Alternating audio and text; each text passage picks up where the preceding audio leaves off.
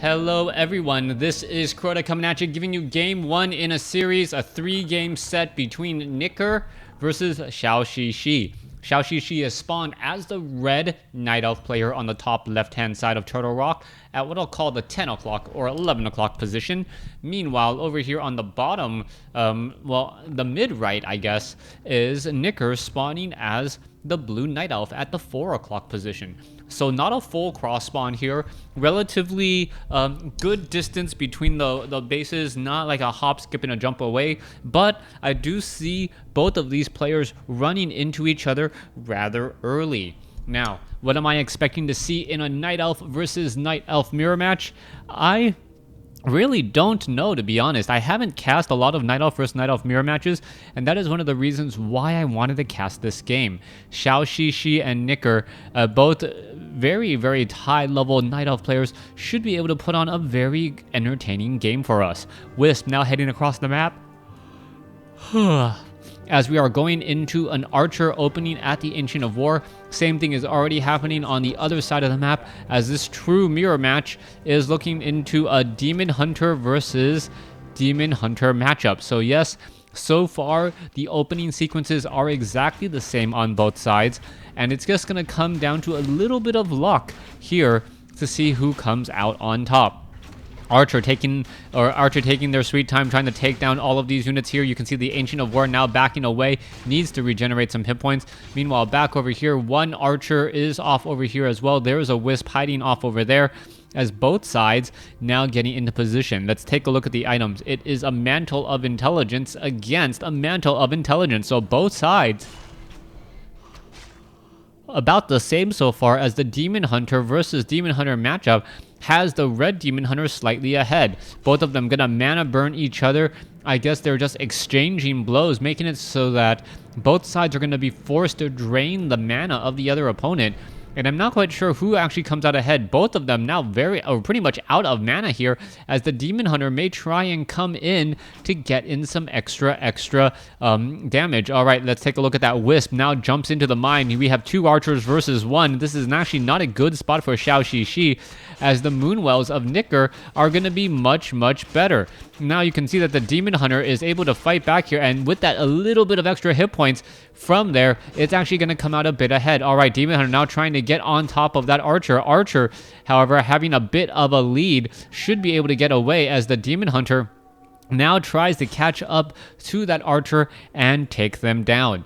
Now, in a Night Elf versus Night Elf mirror match, it's very, very interesting to see who actually tries to use Moonstones. With both players actually benefiting equally from the use of the Moonstone, you really don't know who's going to come out ahead. All right, Archer now down to, or the Moonwell down to 90 some odd hit points, will be able to survive there, as the Demon Hunter gets taken down. However, I believe the Demon Hunter fell to the Ancient of War here, the Ancient of War getting in that hit instead, and what ended up happening was the Demon Hunter, because it was taken down by a building, did not give any experience to the other corresponding Demon Hunter. Now, pretty much resurrecting this hero for 190 gold and getting it healed all the way back up. Not too shabby, considering that it would have cost a lot more Moonwell, or even a potion of healing, scrolls of healing, would have cost significantly more than that 190. Now, Gargantuan Sea Turtle is going to get taken down back over here, and this is the classic use and abuse of this map.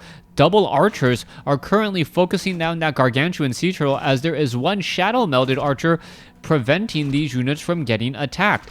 These three Archers are going to end up giving this Demon Hunter a lot of experience. The Demon Hunter now running all the way back may end up using some of those Moonwells as well, as we are now going into the Hunter's Hall. All right, let's take a look back at this. The Gargantuan Sea Turtle already down to 500 some odd hit points. The Demon Hunter doesn't want to get too close as of yet. The Demon Hunter wants to continue with that pressure. Meanwhile, Zhouxixi is actually building up a very decent sized army with 5 Archers ready to go. Demon Hunter now gets up to level 2, as this Naga Sea Witch has been brought onto the field.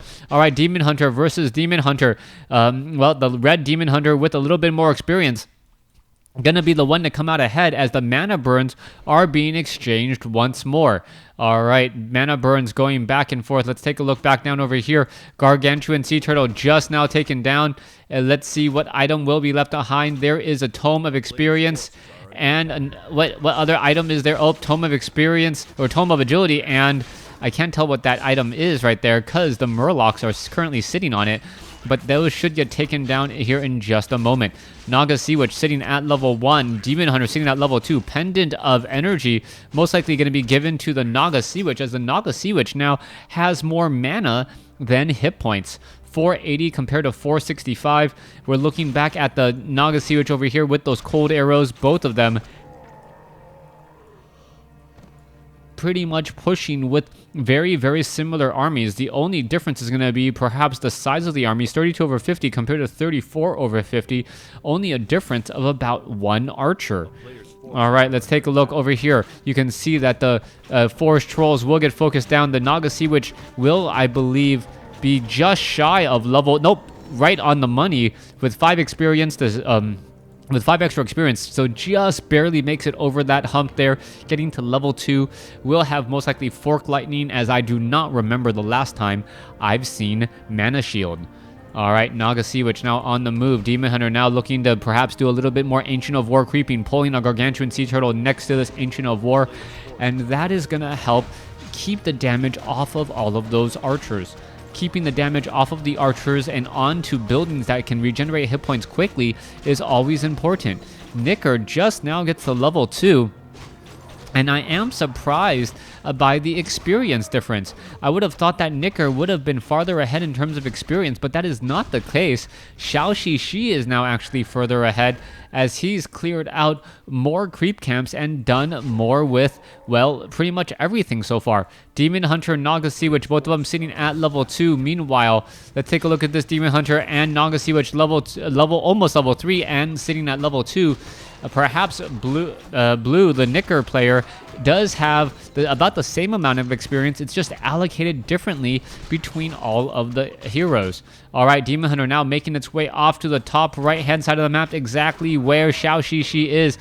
Are we going to perhaps see some of these units fall? Demon Hunter going after the Ogre Warrior, as there is also a Druid of the Talon.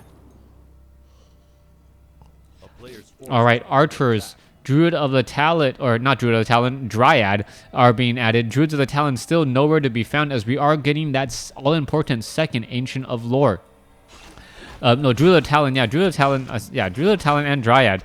Dryad is going to be able to abolish magic here, as the Naga Sea Witch looking to get to level 3 purposely cold arrows the Ogre Magi, hoping that the Ogre Magi will not engage. However, that is not going to be the case. Shockwave goes down, as the Demon Hunter has to be extremely careful, especially with that Naga Sea Witch, as that Naga Sea Witch is relatively low on hit points. Demon Hunter picks up a Brilliance Aura Pipe, and that is going to give some extra mana to that Demon Hunter army. That's going to be very important here. Meanwhile, back off to the north here, you can see that the archers are now making their way over, and a Goblin Tinker being added. All right, so Goblin Tinker is something you see more of in the Night Elf versus Orc matchup, but having a Beastmaster instead of the Naga Sea Witch, as the Demon Hunter is looking to finish things up here. All right, it looks like an engagement is about to go down. No items there at all. Scroll of Town Portal coming over to engage, as the Goblin Tinker is already in position. Archers and Dryads need to start attacking. Wisp desperately trying to repair. Druids of the Talon are actually very, very ineffective against the Ancient of War unless you have mass numbers, which does seem to be the case here.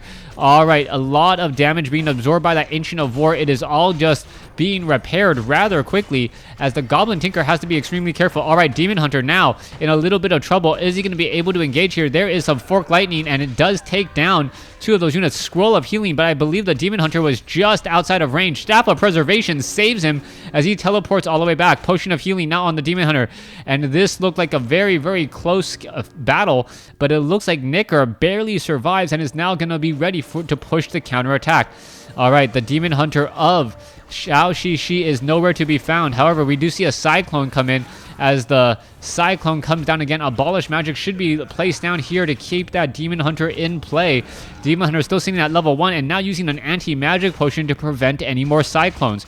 Goblin Tinker now making its way over as you see another Archer getting taken down from both sides. So far, the Archers are now trying to pull back here. There goes another Archer, Demon Hunter. The red Demon Hunter, Zhouxixi, now coming back over the top, and this is going to be a huge advantage as his Demon Hunter is much more full on life and mana than Knickers. Knickers now in a little bit of trouble here. He needs to find a way to regroup himself and push back this very, very large push. We see more Dryads being added, no bears at all as the mana burn now comes down. All right, no anti-magic potion on Knickers Demon Hunter this time around, so it is able to get Cyclone. Meanwhile, Zhouxixi could get taken down there. Oh, beautifully done. Purposely using the slow poison on the primary hero, and then the primary hero ends up blocking the secondary hero as well. Zhouxixi, gets transferred to Scroll of Town portal just as she's about to go down, and a beautiful save there by Zhouxixi. Zhouxixi does have a bit of a problem, and it is that those Moonwells are pretty much bone dry at this point. Demon Hunter low on hit points, Zhouxixi low on hit points, Goblin Tinker in the yellow. All three of them are not going to be able to fight up a straight up fight if Knicker is able to somehow to heal his units. Are we going to see another Scroll of Healing? That is what we are looking for, as the Zhouxixi now picking up a Scroll of Healing for herself. Zhouxixi, Goblin Tinker, Demon Hunter now making their way down over here to the proper position. Knicker needs to figure out how to defend against this very, very potent attack here in just a moment. The Zhouxixi with the Scroll of Healing could be very deceptive as an easy to take out target, only to use that Scroll of Healing the instant things go bad for an extra 150 hit points across all the units here. Mana Burn now comes down. Goblin Tinker pretty much out of options as we see the Scroll of Healing just now used. Goblin Tinker may get taken down. No, Staff of Preservation comes in. Demon Hunter now needs to look back. Does have 2 armor after the -5 armor, and that is going to hurt. All right, we are still seeing a bit of an engagement. Let's take a look. Goblin Tinker was already in the back, I believe, or taken out. Meanwhile, Demon Hunter and Zhouxixi sitting at level 4 each compared to Knickers, and Knicker is going to have a very, very bad day here in just a second as things are not going well. Zhouxixi about to hit 4. Same thing with the Demon Hunter of Knicker, but that is not going to be enough to really fend off this attack unless Zhouxixi thinks it's too risky to try and win the game right now.